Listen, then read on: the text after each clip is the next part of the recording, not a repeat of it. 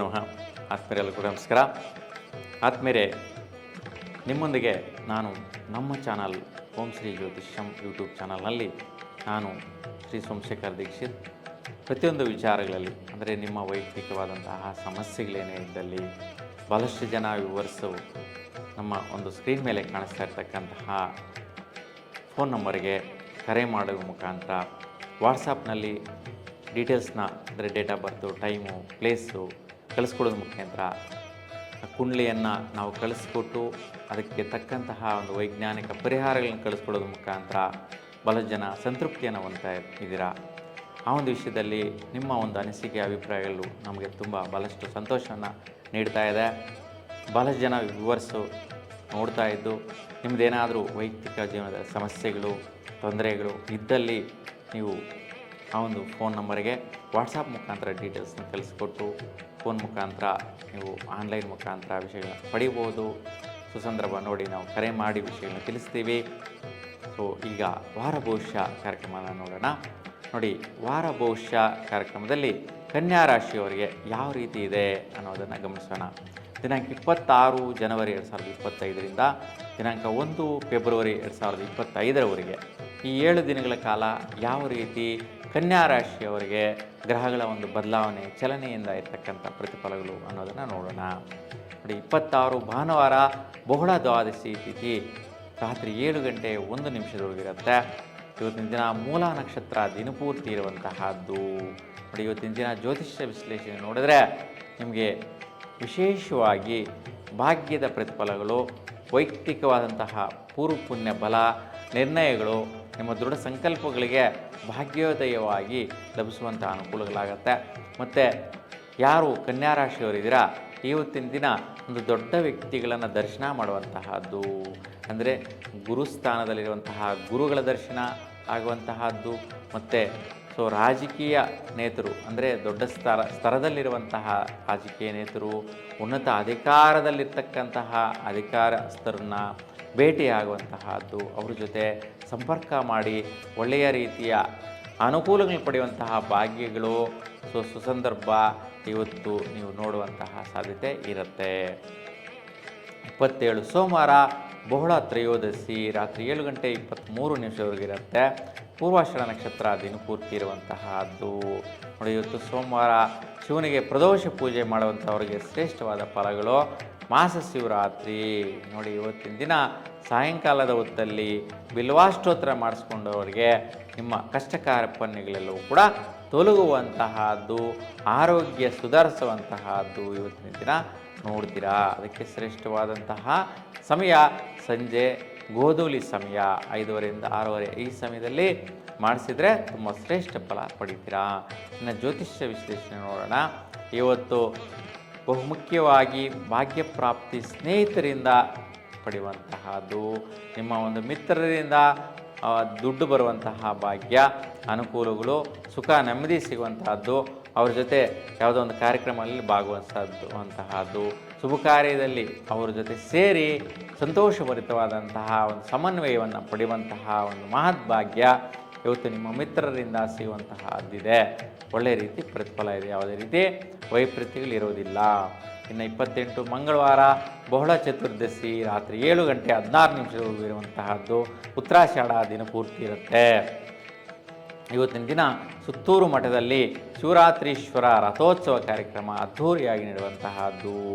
ಇವತ್ತು ಜ್ಯೋತಿಷ್ಯ ವಿಶ್ಲೇಷಣೆ ನೋಡಿದ್ರೆ ಬಹುಮುಖ್ಯವಾಗಿ ವಿದ್ಯಾರ್ಥಿಗಳಿಗೆ ಒಂದು ರೀತಿಯ ಭಾಗ್ಯದ ದಿನ ಅಂತೇಳಿ ಹೇಳ್ಬೋದು. ಯಾರೆಲ್ಲ ವಿದ್ಯಾರ್ಥಿಗಳಿದ್ದೀರಾ, ನಿಮ್ಮ ಅನಿಸಿಕೆಗಳು, ಅಭಿಪ್ರಾಯಗಳು, ನಿಮ್ಮದೇ ಆದಂಥ ಖರ್ಚು ವೆಚ್ಚಗಳು, ನಿಮ್ಮ ಒಂದು ಹೊರಗಡೆ ಪಿ ಜಿಯಲ್ಲಿರ್ತಕ್ಕಂತಹ ಒಂದು ಖರ್ಚುಗಳಾಗಿರ್ಬೋದು, ನಿಮ್ಮ ವೈಯಕ್ತಿಕವಾಗಿ ಹಾಸ್ಟೆಲಲ್ಲಿರ್ತಕ್ಕಂಥ ಖರ್ಚು ವೆಚ್ಚಗಳಿಗೆ ತಂದೆ ತಾಯಿಯಿಂದ ಸ್ಪಂದಿಸುವಂತಹದ್ದು. ಹಾಗಾಗಿ ಒಳ್ಳೆಯ ರೀತಿ ನಿಮ್ಮ ಅಭಿಪ್ರಾಯಗಳು ಗಳಿಸುವಂತಹದ್ದು. ನಿಮ್ಮ ಶಾಲಾ ಕಾಲೇಜುಗಳಲ್ಲಿ ಕೂಡ ಉನ್ನತವಾದಂತಹ ಭಾಗ್ಯ ಅಂದರೆ ಪ್ರಶಂಸೆ ಪಡೆಯುವಂತಹದ್ದು. ನಿಮ್ಮ ಬೇಕು ಬೇಡುಗಳನ್ನೆಲ್ಲ ಕೂಡ ತೆಗೆದುಕೊಳ್ಳುವಂತಹ ಒಂದು ಯೋಗದ ಕಾಲ.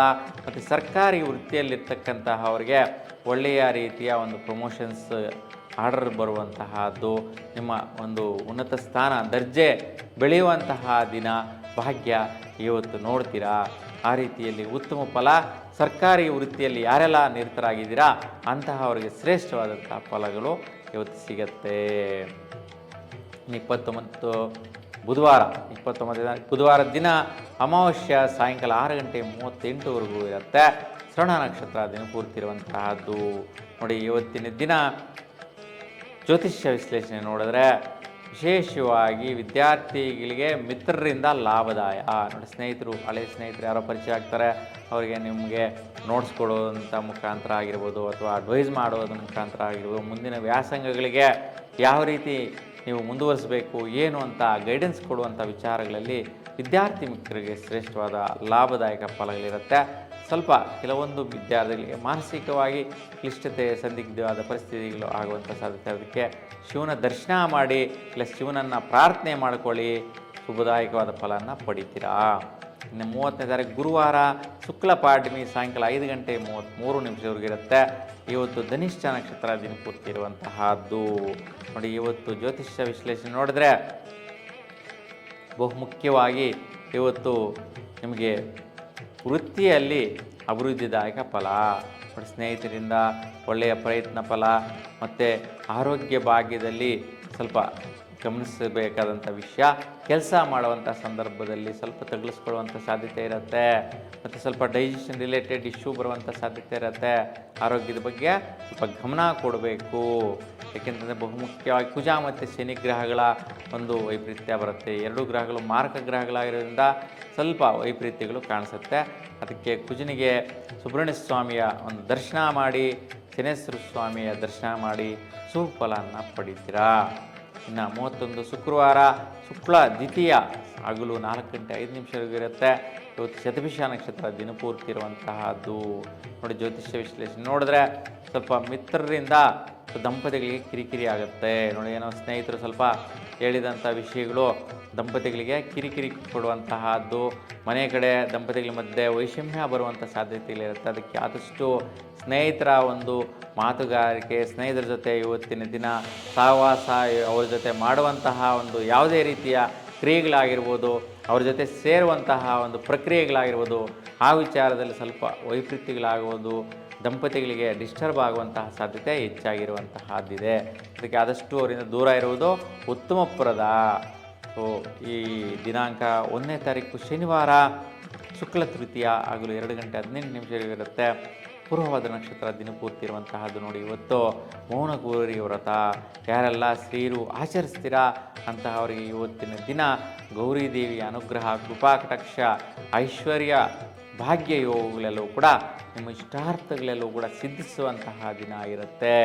ಎಲ್ಲರೂ ಕೂಡ ಮೌನ ಗೌರಿ ವ್ರತವನ್ನು ಆಚರಿಸಿ ಆ ದೇವಿಯ ಅನುಗ್ರಹನ ಪಡೀರಿ.